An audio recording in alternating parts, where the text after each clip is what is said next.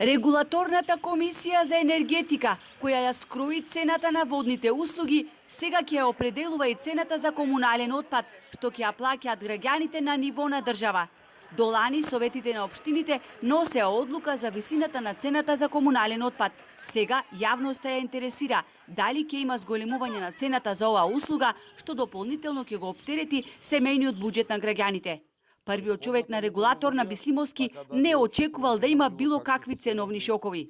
Ако пратите во изминатиот период, од кога се дозна дека регулаторната комисија за енергетика ќе определува и цената за комунален отпад, одредени општини, советите на одредени општини ја користат оваа можност да си ја коригираат својата цена за комунален отпад. Директорите на јавните комунални предпријатија се уште не се информирани врз основа на која методологија ќе се утврдува цената за комунален отпад. Она што е известно е дека таа нема да биде иста за сите региони во земјава.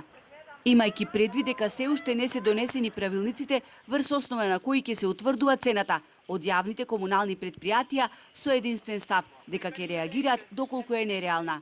Во секој случај, ние и минатата година кога ги извршиме промена на цените, гледавме да не биде оптоварен буџетот на граѓаните, меѓутоа и гледавме да се покријат и реалните трошоци на јавното предпријатие. Кај нас оптеретување како јавно предпријатие ценовните шокови за нафтата и нафтените деривати. Ако на некои јавни предпријатија беа погодени со високи сметки за струја, ние бевме погодени со високи фактури на нафта.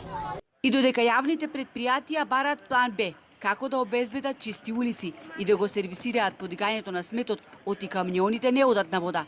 Првиот регулатор ги окуражува да се здружеле и по теркот на европските држави, да граделе постојки за производство на електрична и топлинска енергија од отпад, или пак тој отпад да го продавале на некоја друга компанија во државава и на тој начин да печалеле.